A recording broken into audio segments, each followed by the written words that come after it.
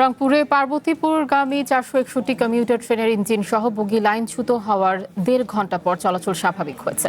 সকালে বুড়িমারি থেকে ছেড়ে আসা ট্রেনটি রংপুর রেল স্টেশন এলাকায় পৌঁছালে ইঞ্জিনের কয়েকটি চাকা এবং পেছনের একটি বগির কয়েকটি চাকা লাইন থেকে পড়ে যায়। এতে ওই লাইনে ট্রেন চলাচল বন্ধ হয়ে যায়। খবর পেয়ে রেলওয়ের কর্মচারীরা ঘটনাস্থলে গিয়ে উদ্ধার কাজ শুরু করেন।